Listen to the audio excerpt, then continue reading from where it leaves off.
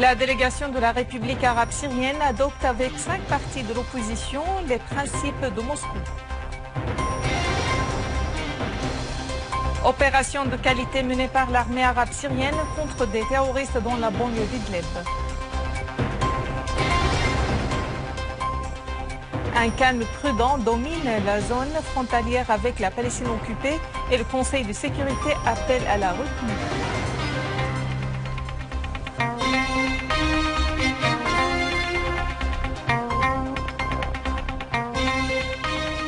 Mesdames et messieurs, bon après-midi et merci d'être avec nous. Lors du deuxième jour des entretiens menés dans le cadre de la rencontre consultative de Moscou, la délégation de la République arabe syrienne a admis avec 5 partis de l'opposition et d'autres personnalités les principes de Moscou, tandis que la commission de coordination soutenue par la coalition les a rejetés. Des sources ont indiqué aux correspondants de la télévision syrienne à Moscou que les partis participants à la rencontre étaient parvenus à un quasi-accord sur la poursuite des consultations à Moscou dans un calendrier qui sera défini ultérieurement. Selon les mêmes sources, le document commun n'a pas été adopté jusqu'à présent par les personnalités de l'opposition, dont chaque petite parti a présenté son propre document. Dans le même contexte, la Russie a réitéré son appui aux efforts de l'émissaire onusien pour la Syrie, Staffan de Mistura, pour parvenir à un règlement rapide de la crise en Syrie. Le ministère russe des Affaires étrangères a fait noter que de Mistura avait fait part à l'envoyé spécial du président russe pour les affaires du Moyen-Orient et des pays africains, vice-ministre des Affaires étrangères Mikhail Bogdanov, des résultats des contacts qu'il avait menés avec les parties syriennes sur la garantie du gel des combats dans la vieille ville d'Alep.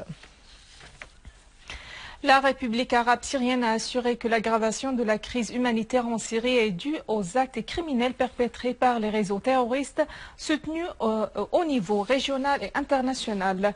Un communiqué lu devant le Conseil de sécurité par le conseiller Haïdar Ali Ahmad fait savoir que le gouvernement syrien a mobilisé tous les potentiels pour assurer les besoins de tous les citoyens sinistrés du fait des crimes perpétrés par les groupes terroristes armés, indiquant que le gouvernement souhaite la coopération avec les Nations Unies pour faciliter l'accès des aides à tous les civils sinistrés partout en Syrie. Le communiqué appelle à l'annulation des mesures coercitives, unilatérales et illégales imposées par certains pays à la Syrie et qui avaient influé négativement sur les conditions de vie des Syriens. Le communiqué affirme l'importance que le gouvernement syrien obtienne des listes détaillées sur les aides qui entrent en Syrie via ses frontières et sur les partis qui les reçoivent, car les informations soulignent que ces aides parviennent aux groupes terroristes. Le communiqué réclame à la Turquie de cesser l'usage des postes frontaliers non officiels pour faire entrer des armes et des terroristes en Syrie, indiquant que l'Arabie saoudite doit mettre fin à l'utilisation des postes frontaliers dont se sert l'OCHA pour faire entrer des armes et des aides au Front al-Nusra et aux autres réseaux terroristes. Des unités de l'armée et des forces armées ont éliminé un grand nombre de terroristes appartenant au soi-disant Front islamique. Les terroristes ont été visés au sud de Serja, dans la banlieue d'Idlib. Parmi eux figurent des leaders et des groupes sur le terrain. D'ailleurs, 19 terroristes de Front al-Nusra ont été tués dans une opération de l'armée dans le village Mouzara, dans la banlieue d'Idlib. Parmi les terroristes visés, un Maghrébin et un Libyen ont été identifiés. D'autres terroristes ont été éliminés et leurs armes et véhicules ont été détruits dans une opération de l'armée contre leur cache dans 3 autres villages dans la banlieue d'Idlib. Au Liban, un calme précaire règne sur les régions frontalières avec la Palestine occupée et notamment dans les fermes occupées de Sheba. Auparavant, des avions israéliens survolaient depuis la nuit dernière à basse altitude les régions de Hasbaya, Al-Arqoub et Marjayoun au sud Liban. Pour sa part, le secrétaire général des Nations Unies Ban Ki-moon a appelé à la retenue et au calme et exhorté toutes les parties concernées à œuvrer sérieusement pour empêcher une escalade de la situation. Le Conseil de sécurité a condamné la mort hier du soldat espagnol de la Finule au sud Liban. Auparavant, le Conseil de sécurité a examiné le développement des événements au sud Liban suite à l'opération qualitative de la résistance nationale libanaise contre un convoi de l'ennemi sioniste. De leur côté, les États-Unis ont réitéré leur participation partialité en faveur d'Israël.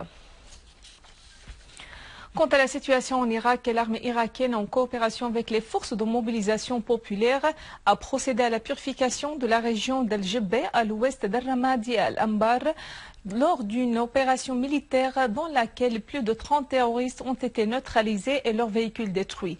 Pendant ce temps, l'armée irakienne poursuit son progrès dans la région As-Sejariya, à l'est d'Al-Ramadi, et fait face à une agression des terroristes dans cette région, liquidant 18 terroristes.